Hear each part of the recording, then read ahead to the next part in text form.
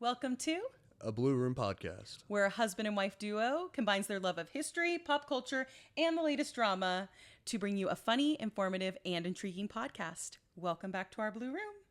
Here we go.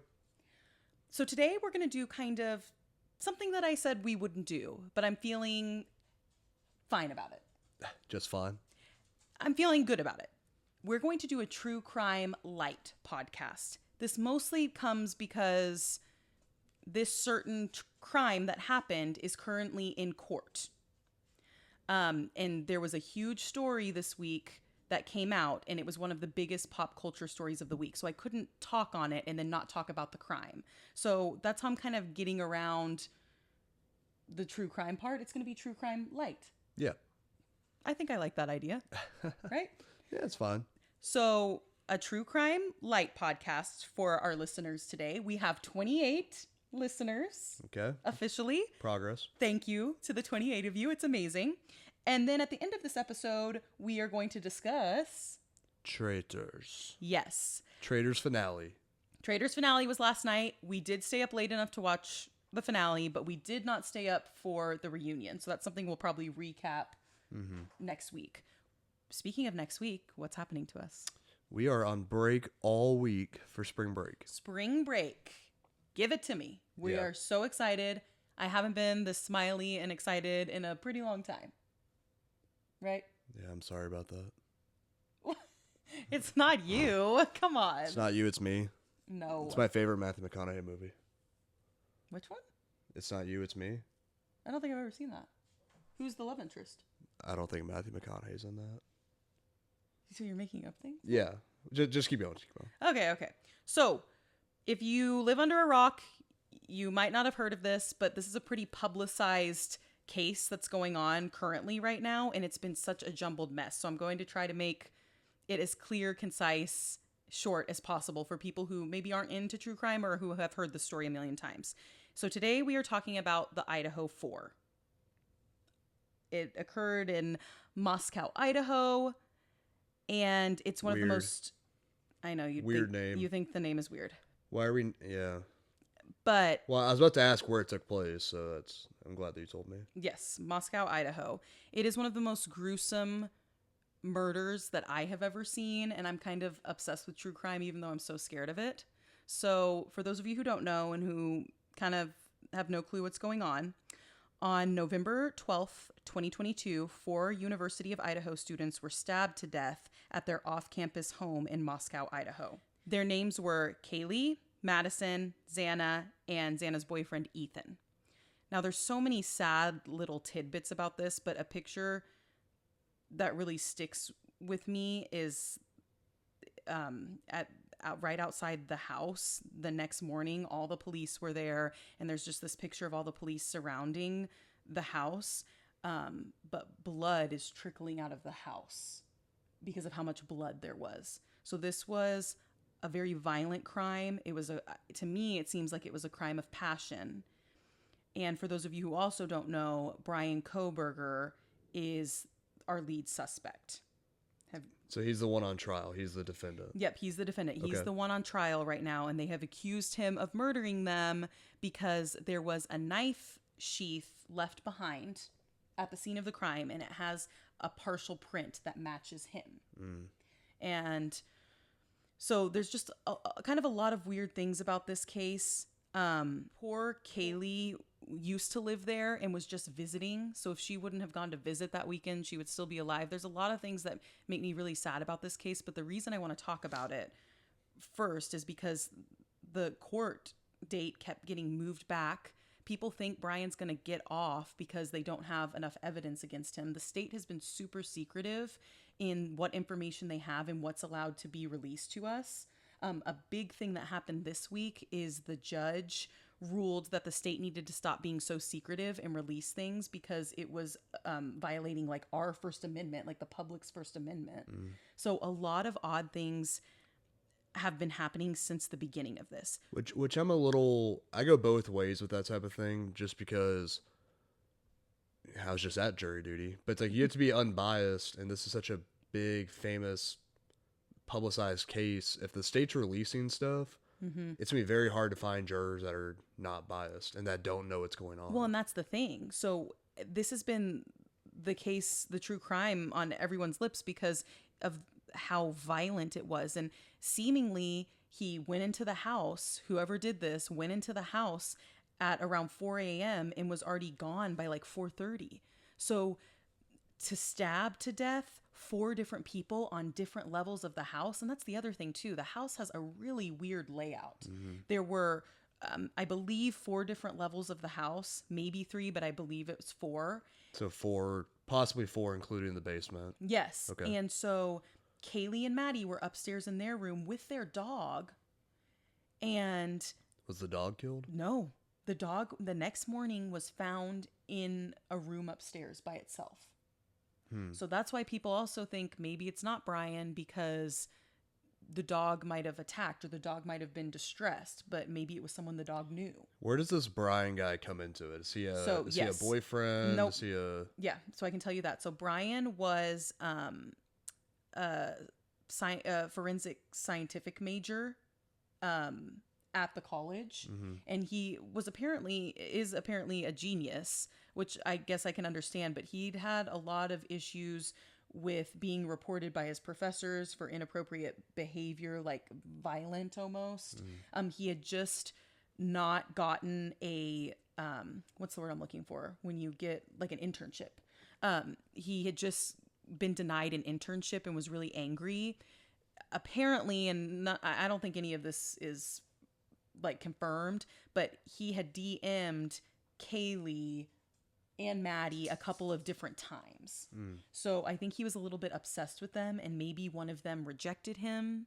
One of their injuries didn't match the rest of the other victims, and they haven't really spoken on that, but I believe it was Kaylee's father who said that her injuries didn't match everyone else's.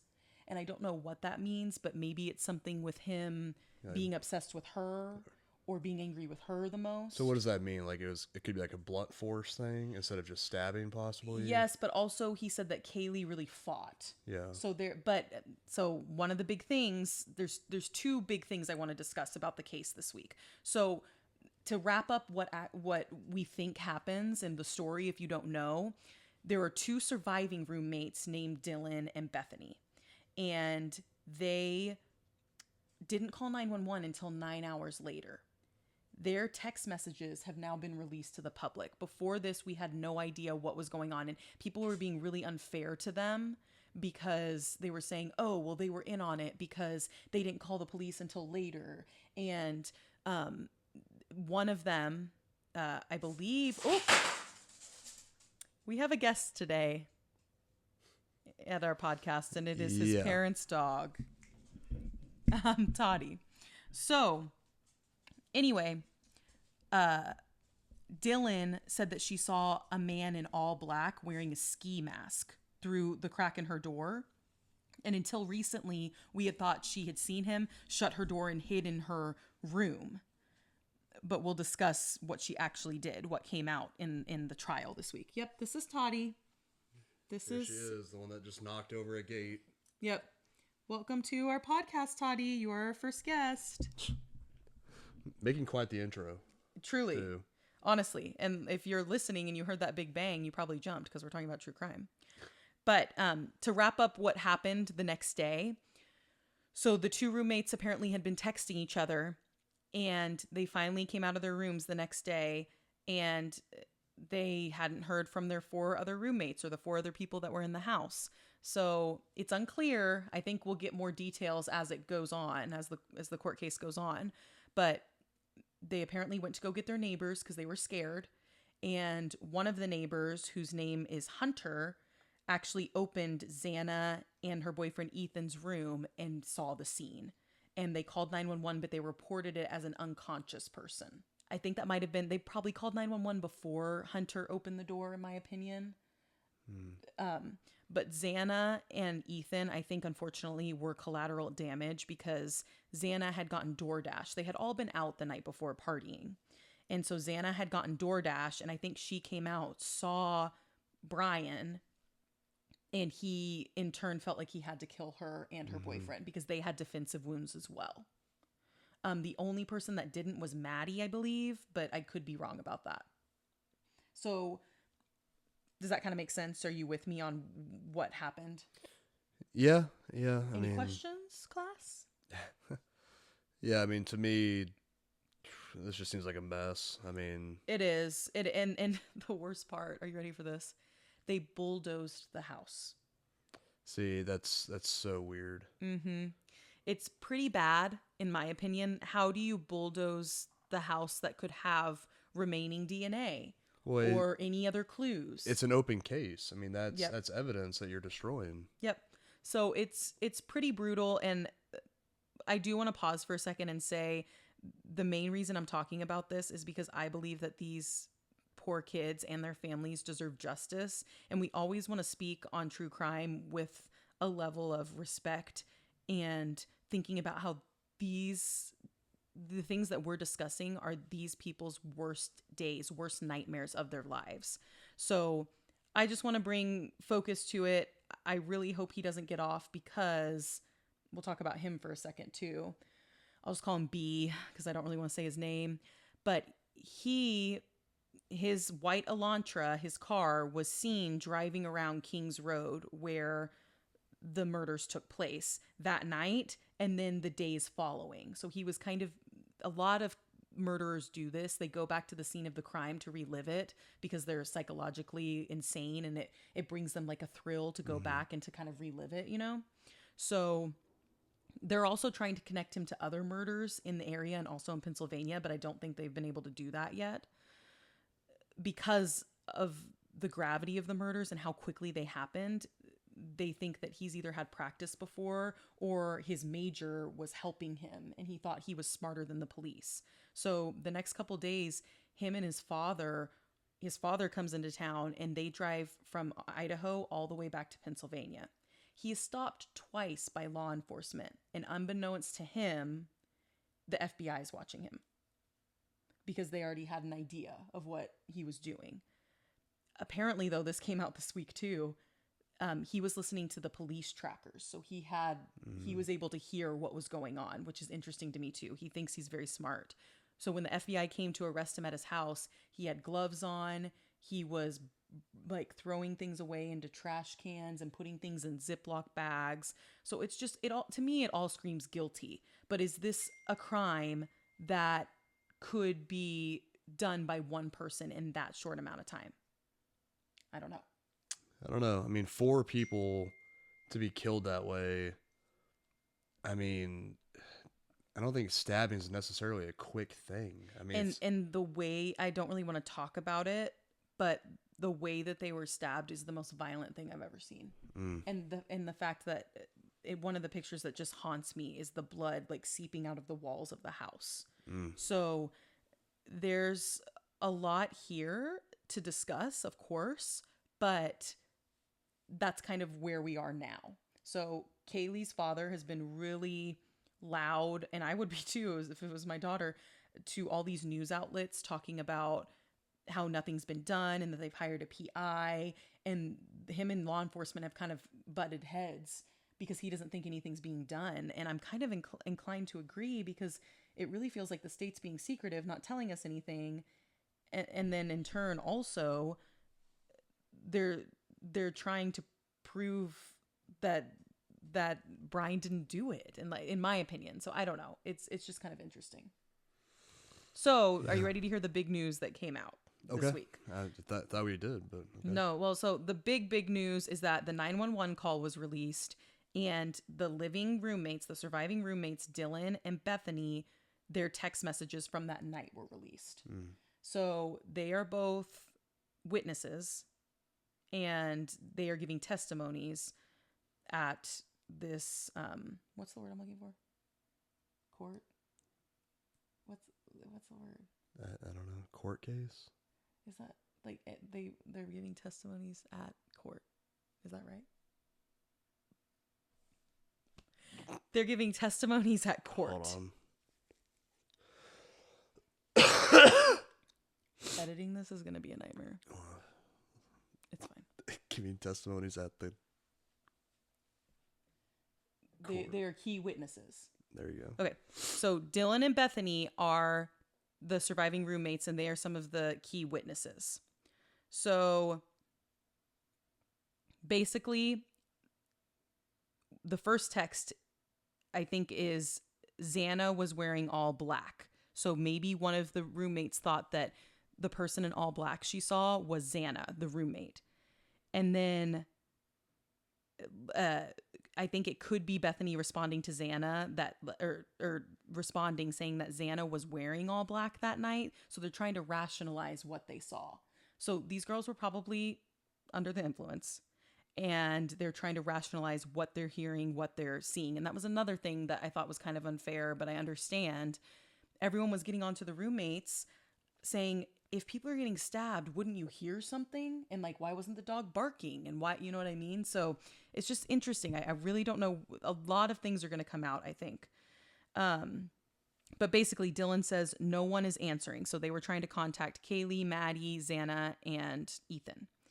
And then Dylan says, I'm really confused right now. And then to Kaylee, she says, Kaylee, what's going on? And then Bethany, the other surviving roommate, says, yeah, dude, WTF. And then Bethany says Xana was wearing all black. And then Dylan, I'm freaking out right now. No, it's like a ski mask almost. And Bethany said, be quiet, basically. And Dylan goes like he had something over his head a little and his mouth. And then Dylan to Bethany said, I'm not kidding, I'm so freaked out. So this was after they were found? No. So this is while they're getting killed, I think. So Dylan and Bethany are texting each other from their rooms while their friends are getting murdered. And as Brian is leaving after he is murdered, yes, allegedly after he is leaving from Xana and Ethan, Dylan sees someone in a black ski mask in all black. And then she runs back into her room. So the killer either didn't see her or decided to let her go because he knew that he was going to get caught. So they're texting each other. And then Bethany says, so am I. I'm so freaked out. Dylan says, my phone is going to die. Bethany says, come to my room, run down here. And they both, I guess, sleep down in the basement in Bethany's room. This is like made it even more suspicious of those two. You think? Yes. I think this doesn't. I think these are kids who are scared. So then call the police. Instead, it's just like, oh, there might be someone in the house, but my phone's going to die, so just come sleep in my room. Like, that's sketchy to me. Well, so then... Like, I get it. They're kids. They may have been having a little too much fun or whatever. But like, that's weird. Like, if I thought someone was in our house and I was just like, oh, well, let's just lock the door. I know, but you're a grown man. Doesn't matter. Kids. Yeah, I get it. But then the girls call and text Maddie, Kaylee, Ethan, and Xana around 4:20, around the time of the alleged murder, or not the alleged, but of the time of the murders. And then there's no answer. So they assume they went to bed, which I think could be why they didn't call the cops and just went to bed. So Dylan says, it looks like it says I'm screwed though, but it's actually I'm scared though. So she had like this typo. So I think people in court are trying to maybe make that mean something else. And then she says, yeah, I know, but it's better than them being alone. Or than being alone. So I guess Dylan runs down to Bethany's room, is what I'm getting. And then another thing is, I'm not really sure why the state hid this from us for so long, because it doesn't interfere with the case. The roommates wouldn't have been blamed and harassed throughout all this, because I think the opposite of you. I think this shows that they were just kids who were probably under the influence and were scared and didn't. And again, I don't think I told you this at the beginning. This was a party house. This was the place to be. There were strangers in and out of this house all the time. So I don't know. But the state would have kept this sealed unless the judge didn't say you can't do that anymore, which is interesting to me. So the judge has come out this week. Another big news in this case is that the judge came out this week and basically said, hey, the state's keeping too much from the public. You're breaking the public's First Amendment rights. So you need to unseal all of this. So there's a lot going on. And to me, it seems like the state is just kind of like, da, da, da. Like, no, don't you want to get this guy? Like, let's solve this case. So it's a little rough. And I told you that he was listening to the police scanner. And then we're going to talk the 911 call. And then we can kind of be done with this. Ready? Okay. Yeah. So the 911 call happens. And this is just kind of crazy. I wish you guys could see this. Because we have Q, which is the dispatch. We have Q1, Q2, Q3, Q4, Q5, which is a man, woman 1, man 2, man 3, and then we have A1, A2. And this is woman, woman 1, man. They pass the phone around so many times during the 911 call. It's really confusing. So apparently they find Xana first because her door is kind of cracked open and she's laying outside of the door. So it's kind of confusing because obviously she's stabbed to death, but they reported her being unconscious. But I think it's because they could only see her head.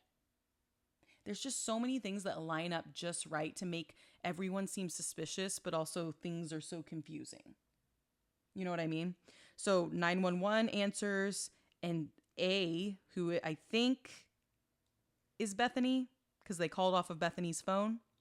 She says, hi, something is happening. Something happened in our house. We don't know what. We have, and then the dispatcher says, give me the address.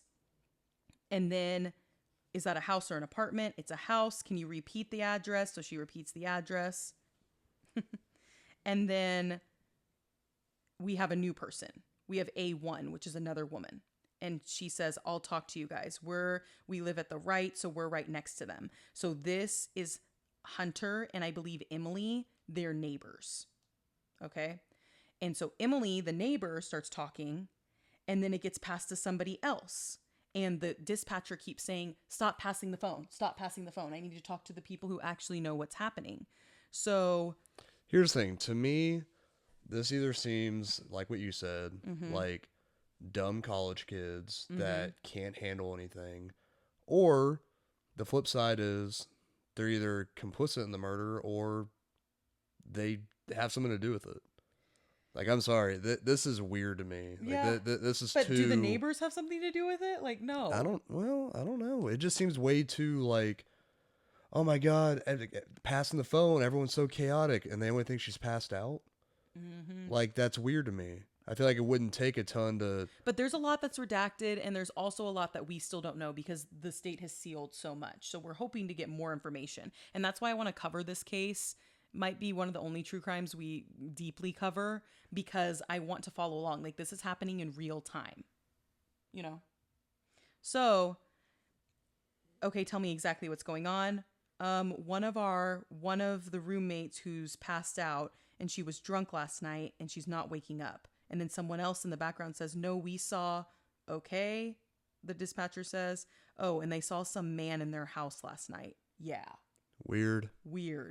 And then, hi, are you with the patient? Okay, I need someone to keep also, the phone. I'm going to stop you for 1 second. She won't wake up. So obviously they got close enough to her to wake up. That's not you crack the door. Oh my God, you closed the door. She's passed out and she won't wake up. That means that you went over and you tried to bump her. You tried to do something. You would see what's going on. Yep. So dispatcher says, what is going on currently? Is someone passed out right now? Then I think it's Bethany. I really don't know, but pretty much at 4 a.m. And then dispatcher says, okay, I need to know what's going on right now. If someone is passed out, can you find that out? And then Bethany says, yeah, I'll come. Come on. We got to go check. So it's scary. Like, I'm not really sure what they were seeing or what was going on, but we have to. Is she passed out? She's passed out. What's wrong? And then she says she's not waking up. And so the dispatcher says unconscious and gives the King Road address. And so all of this starts happening. And then the dispatcher goes, that one I copy about 20-year-old female unconscious trying to get further. And so they're all talking and saying 20, yes. And then the dispatcher goes, okay, I need someone to stop passing the phone because I've talked to 4 different people. And someone says, okay, sorry, they just gave me the phone. This is Hunter, the neighbor. Is she breathing? Hello? Is she breathing? No. Okay. And then this is Bethany or Dylan. I need you to talking to them. Okay. I can't talk to them. I need you to talk to them. And okay, I've already sent the ambulance and law enforcement. Stay on the line. If there's a defibrillator available, send someone to get it now until you have it. The patient is not conscious, not breathing.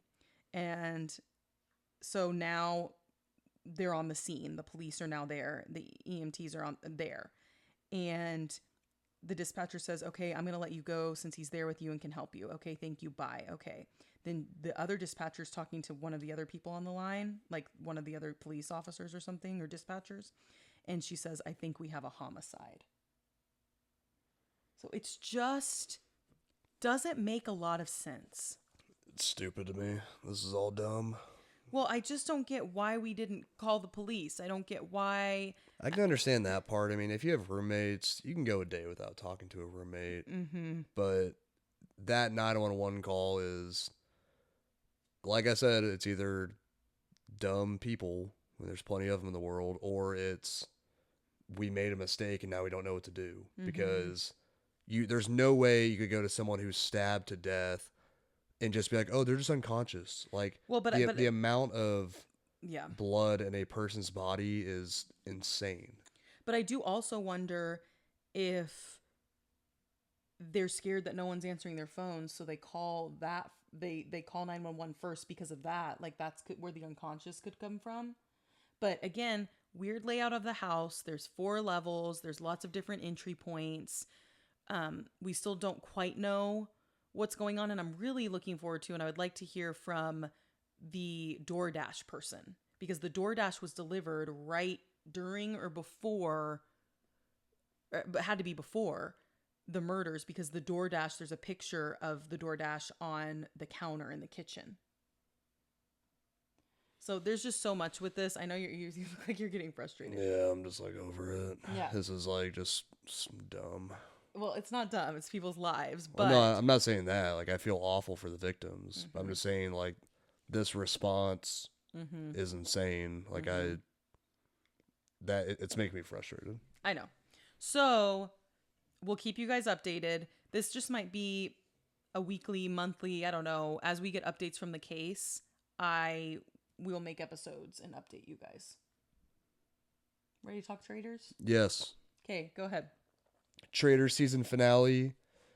What a time to start off. So we got left on that cliffhanger last week. Spoilers, by the way. Yeah, it's all right. Got left on that cliffhanger last week of if Danielle was going to get voted out by Brittany. And it's all I wanted. Yeah, and it was the best. The best TikToks. It was like a picture of the beach or the picture of the mountains, and it's like this and Brittany writing Danielle's name down. And I thought that was hilarious. I just kind of wonder, I mean, I'm sure when you get voted out as a traitor, you sign some form that says you cannot give away who the other traitors are when you get banished. And it seems like Danielle gave it away so quickly. It was Brittany. She was like talking about how great, oh, Dylan, you were such a great competitor and all this. And she didn't say anything to Brittany. Mm-hmm. She starts crying immediately when Brittany writes her name. Mm-hmm. Like, Danielle sold the game right there. Yep. So then them voting out Brittany almost immediately after, it was like...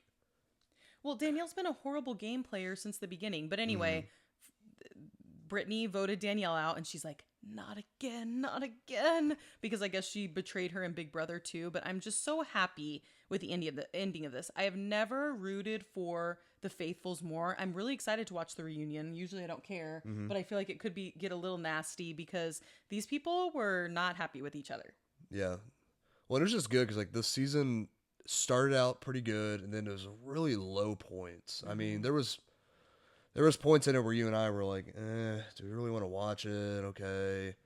And so then to end on this high of 4 good faithfuls besides Dolores. She's the worst. I don't know how she made it. She just always voting for the random person that makes no sense. She was the worst. Yeah, truly. She was worse than Tom Sandoval. Everyone always picked on him. Tom Sandoval. Everyone picked on Tom Sandoval about these conspiracies and he didn't know what was going on. Dolores picking Ivar for like 3 weeks straight. I know. Like, it's so what? funny. Yeah, but I was glad that the game ended. I did not think the game would end. I thought that they were going to vote out Efron, but I'm so glad Dylan made it. Yeah. Yeah, him and Gabby making it was great. Oh, Gabby is just a national treasure. Yeah. How sweet is Gabby? And then, Ivar was fine. I mean, he played the game pretty well. Dolores, I would have been okay if they'd voted her out, but that would have been kind of jerky to do. Yeah. But yeah, I thought it was a great finale. It was great. And like now they're going on their press circuit tours and lots of funny clips are coming out and especially with the old Efron and Boston Rob. I know. So funny. Their bromance is legendary. Yeah. So the only thing that I'm sad about is that we have to wait another year until the next season. It is crazy though, because the pot was only like $200,000. Yeah. So you split $200,000 between 4 people. You spent all this time, you won. It's a big deal, and it's like, oh, and Boston Rob got 30K after taxes. Thanks. Boston Rob got paid more to just show up, which is the funny part. Yeah, I know. Yeah, but we love Traitors. Tonight we'll watch not Big Brother. Why did I say Big Brother? Love is Blind, because it's the wedding. So it's the season finale for Love is Blind, and then we're gonna need some new shows to watch. We started watching Running Point. I don't know. We did? Yeah. Oh, that's the basketball one. Yeah, the basketball one with the Ted Lasso with Kate producers. Hudson. Yeah, I like it. I need a few more episodes, but I think it's cute. I'll give it a chance. Yeah. Anything else? I don't think so. So be prepared to be sick of us, because we are filming and recording a lot of content the next week because we'll be off. So be prepared to be sick of us. We're off next week, so we are going to record a couple of fun episodes for you. And thank you for being here, Toddy, our first podcast guest. Bye. Bye.